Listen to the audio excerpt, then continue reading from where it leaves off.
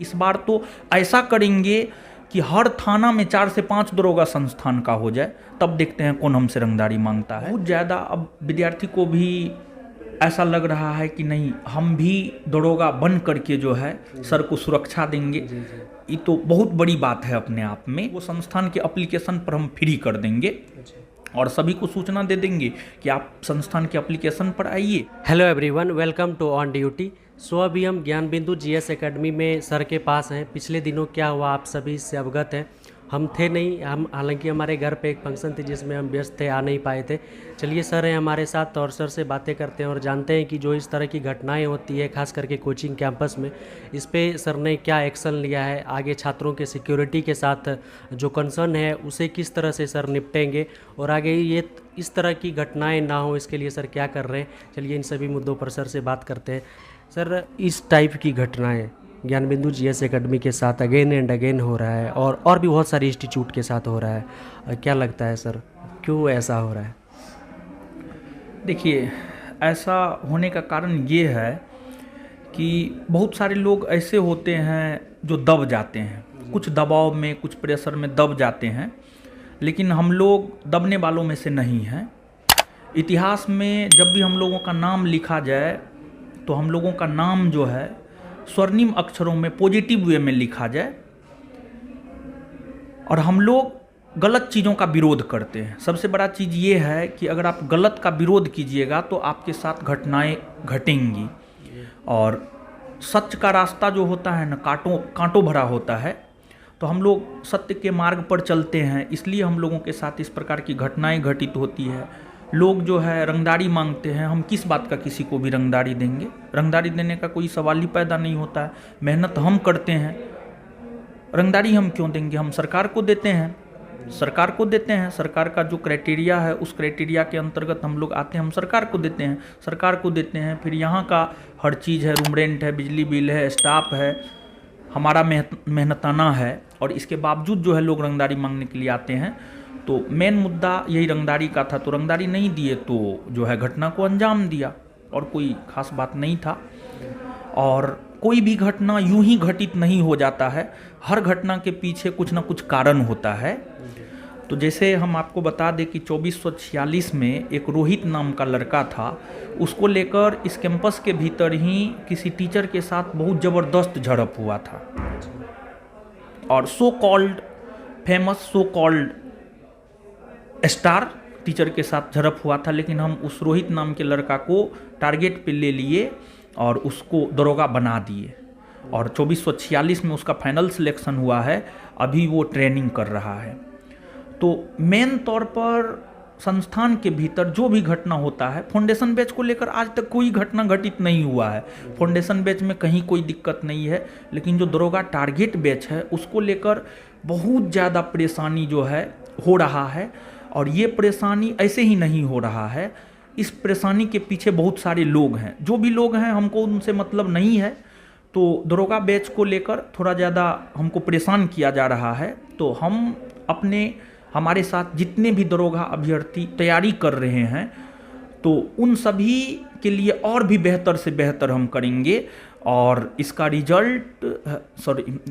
जो जवाब है हम लोग रिजल्ट से देंगे। इतना बेहतर रिजल्ट आएगा ना कि फिर रंगदारी मांगने का कोई सवाल ही पैदा नहीं होता है। अब आप स्वयं सोच करके देखिए कि अभी संस्थान से जुड़े हुए इतने छात्र दरोगा बने हैं कि बिहार के भीतर जितना थाना है, हर थाना में ज्ञान बिंदु जीएस एकेडमी का दरोगा है, लेकिन इसके बावजूद हमारे संस्थान से हमसे रंगदारी मांगा जा रहा है। तो रंगदारी देने का तो कोई सवाल ही नहीं है। और इस बार तो ऐसा करेंगे कि हर थाना में 4 से 5 दरोगा संस्थान का हो जाए, तब देखते हैं कौन हमसे रंगदारी मांगता है। तो प्रशासनिक पकड़ तो है ही, इसलिए हम लोग कार्रवाई भी किए और कार्रवाई हुआ भी है, लेकिन कार्रवाई जो है पूरा नहीं हो पाया है।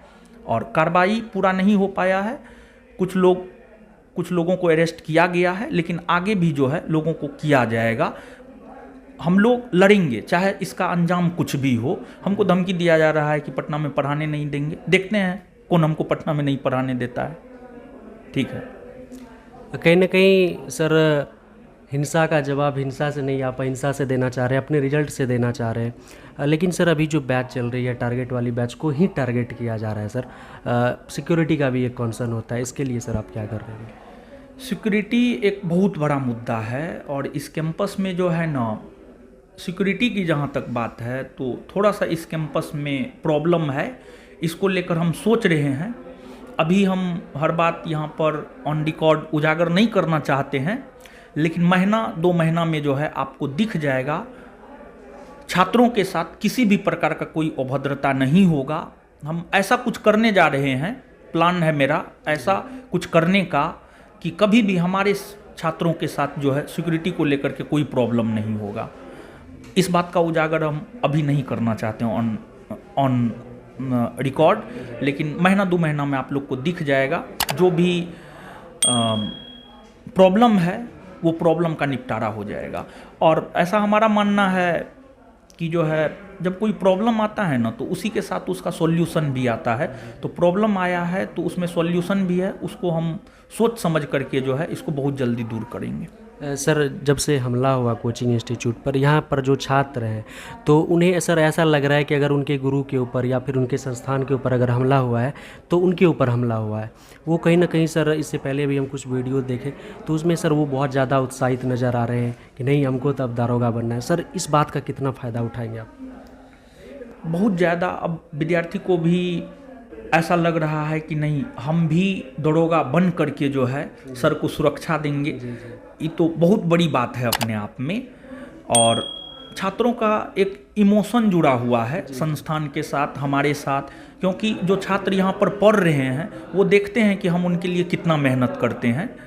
तो ये तो हमें भी बहुत अच्छा लग रहा है कि नहीं विद्यार्थी इन घटनाओं को भी पॉजिटिव वे में लेकर के चल रहे हैं कि हमें भी बेहतर करना है और बिहार में जो कानून व्यवस्था गड़बड़ हो रही है उसको सुधारना है। ये बहुत अच्छी बात है। सर लगातार अगर बैच चलती रहती है, अगर इस तरह की अप्रिय घटनाएं होती है, बैच डिसरप्ट होता है, सर इसके लिए आप क्या करेंगे कि अगर कभी इस तरह की घटनाएं हो, क्लास बाधित ना हो, इसके लिए सर क्या कर रहे हैं? देखिए, इस तरह की घटनाएं हो और क्लास बाधित ना हो, क्लास तो बाधित हो ही जाता है, लेकिन अभी तक हम भी लॉज में ही रह रहे थे तो लॉज में उतना ज़्यादा ऑनलाइन का व्यवस्था हम नहीं किए हुए हैं। तो अब हम स्वयं भी जो है एक फ्लैट में शिफ्ट हो रहे हैं और वहाँ पर पूरा का पूरा ऑनलाइन व्यवस्था जो है हम करने जा रहे हैं, ताकि संस्थान के भीतर कोई भी अप्रिय घटना हो जाए तो विद्यार्थियों का क्लास डिस्टर्ब ना हो।